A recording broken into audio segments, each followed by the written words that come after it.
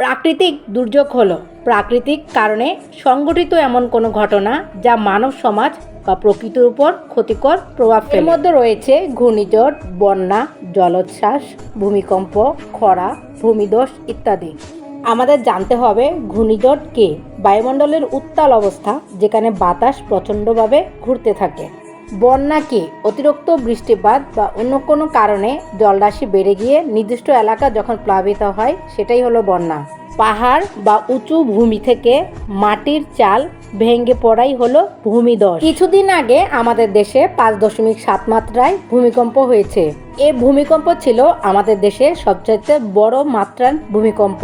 ভূমিকম্প কি? ভূপৃষ্ঠের নিচে প্লেটগুলোর স্থানচ্যুতির কারণে সৃষ্ট কম্পনই হলো ভূমিকম্প। ঢাকা এবং আশেপাশের অঞ্চল ভূমিকম্পের ঝুঁকিতে রয়েছে, যার রিসেন্ট ভূমিকম্পের পর ভবনগুলোর নিরাপত্তা নিয়ে আমাদের সকলের মধ্যে উদ্বেগ তৈরি হয়েছে। আসসালামু আলাইকুম। যে যেখানেই আছেন আশা করি আল্লাহর রহমতে ভালো আছেন। আমিও আল্লাহর রহমতে ভালো আছি। আমি আজকে আপনাদের শোনাবো একটি ভূমিকম্পের বাস্তব গল্প। আশা করি পুরো ভিডিও জুড়ে আপনারা আমার সাথে থাকবেন। লাইক দিয়ে ভিডিওটা শুরু করে একদম শেষ পর্যন্ত থাকবেন। দয়া করে ভিডিওটি স্কিপ করে দেখা থেকে বিরত থাকবেন।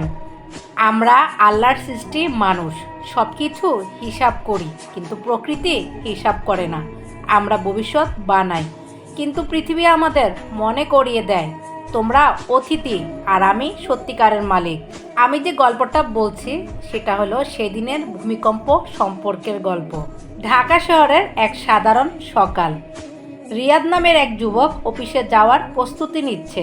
তার মা রান্নাঘরে সবজি রান্না করছে আর তার ছোট বোন অনলাইনে ক্লাস করছে। সব কিছু ঠিক ছিল। চায়ের কাপে ধোঁয়া উঠছে, পাখা ঘুরছে, বাইরে গাড়ির হর্ন শোনা যাচ্ছে, মানুষের ভিড় দেখা যাচ্ছে। জীবন ছিল সুন্দর। হঠাৎ গ্লাসে থাকা পানি কাঁপা শুরু করলো। মা বললেন, বাতাস লাগছে, জানালা বন্ধ আছে তো? তারপর ঘরের সবগুলো আসবাবপত্র কাঁপতে শুরু করলো। পাখা দুলছে, দেয়ালে ক্যালেন্ডার নড়ছে। রিয়াদ চিৎকার করে উঠল, ভূমিকম্প, সবাই নিচে আসো। তখন 7 সেকেন্ড, কিন্তু মনে হলো 7 মিনিট। বাচ্চাদের কান্না, মানুষের দৌড়, মোবাইলে সতর্কতা, কাঠের বিছানা কাঁপছে। কেউ সিঁড়ি দিয়ে দৌড়াচ্ছে, কেউ প্রার্থনা করছে, কেউ থমকে দাঁড়িয়ে গেছে। কিন্তু আমরা বুঝলাম জীবন কখনোই গ্যারান্টিযুক্ত নয়। রাত সব থেমে গেল, সব নীরব। মানুষ বাইরে দাঁড়িয়ে, কেউ জোরে শ্বাস নিচ্ছে, কেউ ফোনে খবর খুঁজছে। কোথায় কেন্দ্র? কত রিক্টার? আরেকটা আসবে। রিয়াদ দেখলো তার মা কাঁপছে আর কান্না করছে। বোন চুপচাপ তাকিয়ে আছে। ওদের আরেকটা শব্দ মনে করিয়ে দিচ্ছে, আমরা সকলেই বেঁচে আছি, কারো কোনো ক্ষতি হয়নি। আল্লাহ আমাদের সকলকে বাঁচিয়ে দিয়েছে। আমরা আল্লাহর কাছে লাখ লাখ বার, কোটি কোটি বার শুকরিয়া আদায় করি। ফেসবুক, হোয়াটসঅ্যাপ, নিউজ, সব জায়গায় একই কথা। পুরান ঢাকায় দালান দুলেছে, নরসিংদীতে মানুষ রাস্তায়, গাজীপুরে ফাটল দেখা গেছে। রিক্টার স্কেলে ভয়ঙ্কর মাত্রা। আমরা মানুষ ভয় পাচ্ছি। আবার আসবে? রাত কি নিরাপদ? ভবন কি টিকে থাকবে? এই সকল প্রশ্ন আমরা সারাদিন নিজেকে করতে থাকি ভূমিকম্পের পর থেকে। সেই রাতে ঢাকা শহরটা অদ্ভুত নীরব। ঘুম আসছে না, মন কাঁপছে। কারো কাছে পানি ভর্তি বোতল, কারো কাছে পাসপোর্ট মূল দলিল। কিছু মানুষ নিচে ওপেন গ্রাউন্ডে ঘুমিয়েছে, কারণ পৃথিবী নড়বে কিনা কেউ জানে না। রিয়াদ জানলার পাশে দাঁড়িয়ে ভাবলো, আমরা মোবাইলের চার্জ নিয়ে চিন্তা করি, কিন্তু জীবনের চার্জ কখন শেষ হবে আমরা কেউই জানি না। আমরা মানুষ ভুলে গেছি বাড়ি বড় হওয়া মানেই নিরাপদ না। কখনো কখনো একটা ছোট কাঁপুনি আমাদের বড় করে চিন্তা করায়। পরের দিন শহর আগের মতোই চলতে শুরু করলো। ট্রাফিক, রুটিন, ব্যস্ততা, কিন্তু মানুষের মন বদলে গেছে। কেউ পরিবারকে বেশি সময় দিচ্ছে, কেউ ভবনের নিরাপত্তা খুঁজছে, কেউ জীবনকে নতুনভাবে বুঝছে। পৃথিবী আমাদের শত্রু না, আমাদের ঘর। কখনো সে কাঁপে আমাদের শুধু মনে করিয়ে দিতে। পৃথিবী আমাদের বার্তা দেয়, ভালোবাসো, বাঁচো, কারণ সময় সবার জন্য সীমিত।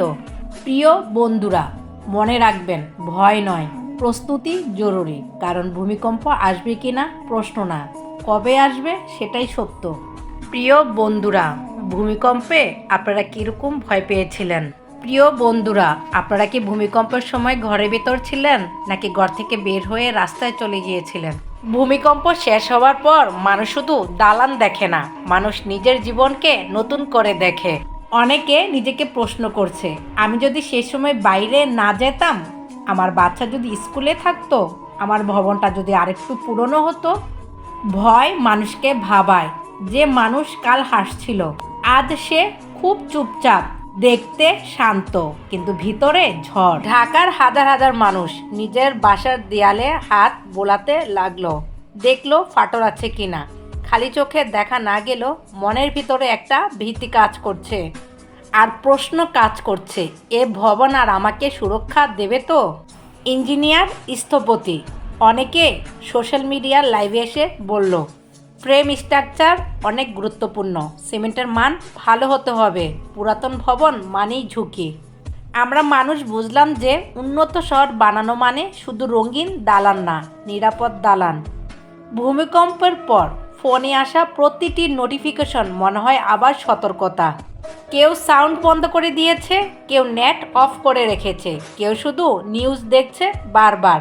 বিশেষ করে সে শব্দ আর্থকোয়াক অ্যালার্ট যেন বুক কাঁপিয়ে দেয়। আমরা মানুষ বুঝতে পারলাম এই ভূমিকম্প শুধু বাংলাদেশ না, ভারত, নেপাল, ভুটান এলাকা জুড়ে অনুভূত হয়েছে। এসব শব্দ বারবার শোনা যাচ্ছে, plate system, seismic zone, active ফ্লট লাইন। আমরা বুঝলাম ভূমিকম্প কোনো আলাদা ঘটনা না, এটা ভূগোলের স্বাভাবিক আচরণ। পরের দিন টেলিভিশনে বিশেষজ্ঞরা বলল, ঢাকা বিশ্বের সবচেয়ে ঝুঁকিপূর্ণ শহরগুলোর একটি। 6.5 থেকে 7.5 মাত্রার ভূমিকম্প হলে ভয়াবহ ক্ষতি হতে পারে। এখন প্রস্তুতি জরুরি, আতঙ্ক নয়। আমরা শুধু শুনছি, কিন্তু কেউ নিশ্চিত হতে পারছি না আবার কবে আসবে। অনেক পরিবার সে রাতে সিদ্ধান্ত নিল খাটের পাশে টর্চ লাইট রাখবে, দরজার পাশে স্যান্ডেল, গুরুত্বপূর্ণ কাগজ এক জায়গায়, বাচ্চাদের কিভাবে দৌড়াতে হয় শেখাবে, লিফট নয় সিঁড়ি ব্যবহার করবে। মানুষ সচেতন হতে শুরু করলো, কারণ সবাই বুঝেছে ভয় বাঁচায় না, প্রস্তুতি বাঁচায়।